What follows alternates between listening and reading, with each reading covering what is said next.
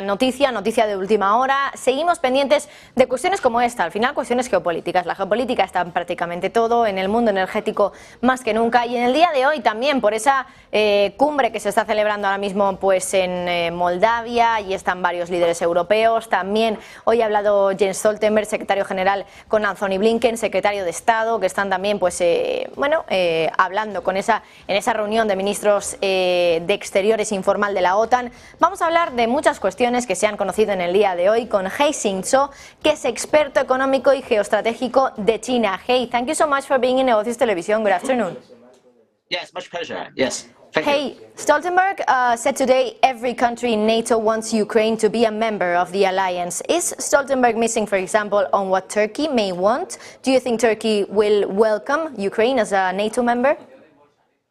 I don't think so, because I think in this in the present moment, I think Turkey will hold a close to a neutral position towards this issue, because he wants to maintain a little relationship with China and Russia, so that I think it will not welcome Ukraine to become a member. Okay, I think it will maintain a neutral position, but in the future, I don't know. I don't think so. But I don't know what happens in the future. But for the time being, because of his close relationship with Russia, to a certain extent Russia, and also closer relationship with China, I think not for the time being, Turkey will not welcome Ukraine will become a member of NATO.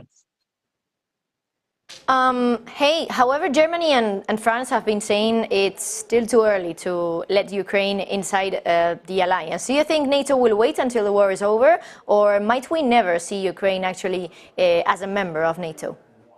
I think we will wait. Okay. For example, when the conflict is resolved, okay, in the future, then I think Turkey we consider the offer from the Ukraine to join.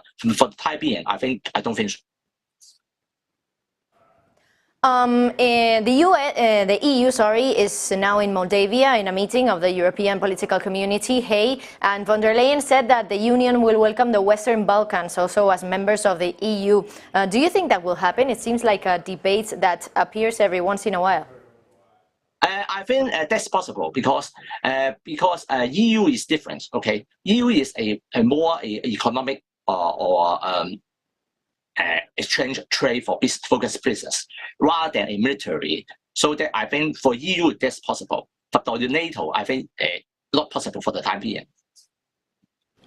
China right now is kind of bothering somehow Russia by delaying the construction of the Power of Siberia to Hey. However, it seems to be prioritizing, Beijing seems to be prioritizing the construction of a gas pipeline with Turkmenistan. Why could this be? Yeah.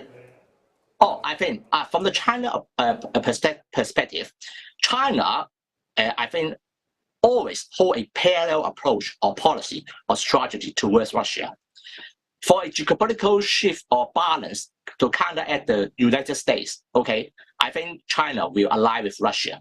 But for the economic side, for example, if in the interest of the One Belt One Road initiative, China will maintain a more cautious role and take more cautious steps. In particular, China wants a stable or steady supply for energy sources to the One Belt One Road developments of the infrastructure across the Eurasia. But in case if serious sanctions are imposed more in the future, then China will become embarrassed to import sufficient oil and energy or natural gas to the Eurasia for development. So in fact, in the few months before, China has established a more steady relationship with Saudi Arabia and Iran. The motive behind is to counter off or to have not put all risk on the same basket. And once of the Russian supply of energy is cut down, they can have other substitutes. For example, in this pipeline and also from the Middle East. Hei Sing Tso, thank you so much for being in Negocios Televisión. It's been a pleasure to speak to you here today. Okay, thank you. Bye-bye.